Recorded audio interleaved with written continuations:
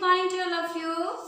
I'm Alpna. Today going to discuss chapter 3 from your literature book. The name of the chapter is The Wolf and the House Dog, okay, of class 5.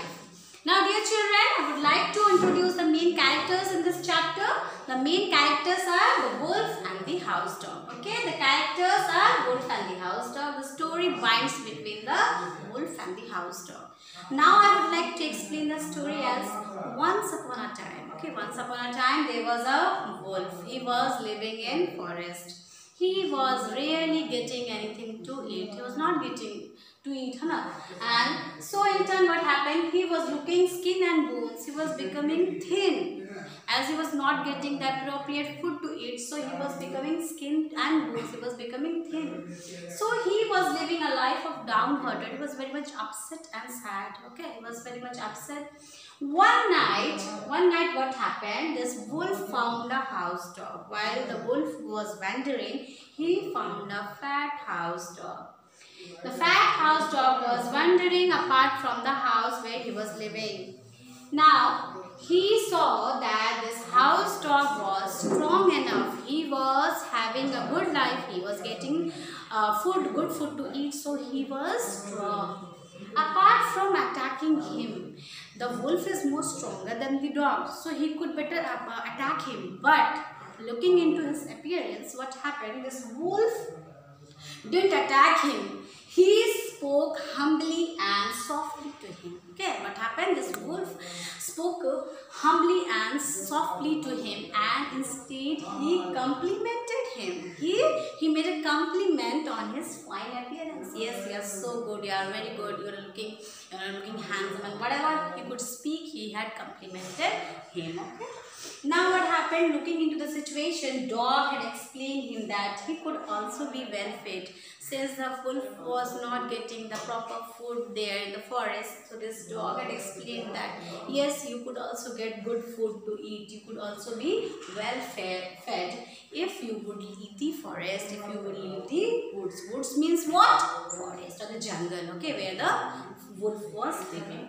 As he was living there miserably, actually the wolf was leading a miserable life when nobody gets food to eat. No, it's a life of miserable. So he was living a miserable life there. So this dog explained or suggested or insisted that yes, please leave the forest. There you will be in any house. If you are going to live there, you will be living a life of happiness, because you will be getting food to eat there.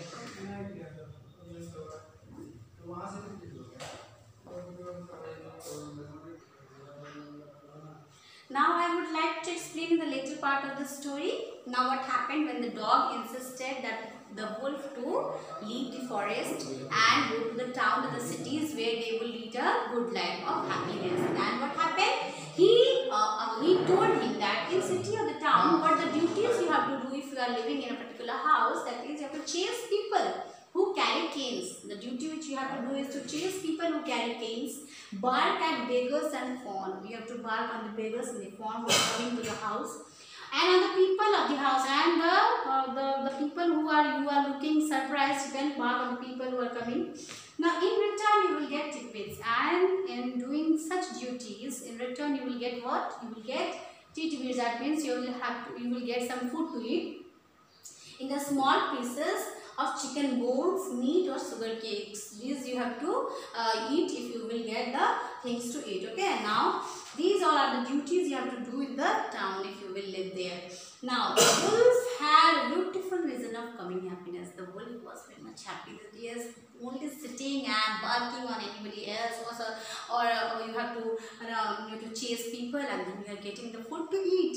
And this would be a wonderful time if I would be shifting to the town, the city. Then what happened? He suddenly noticed. What he noticed? That the hair on the dog's neck was worn. He saw something surprised in the dog's neck, and the skin was chapped. There, the dog's skin in the neck was chapped. Means it was rubbed against or scratched. It was scratched. It was scratched. There was a scratching in his neck.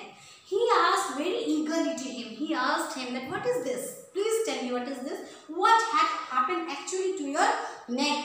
He asked him, what is this on your neck? What had happened to your neck? He replied, nothing. But careful. He was not giving the answer in an important way. He was not giving the answer because he don't want to. Actually, he don't want to answer him. But the wolf asked him again and again, please tell me what is this happened to your neck.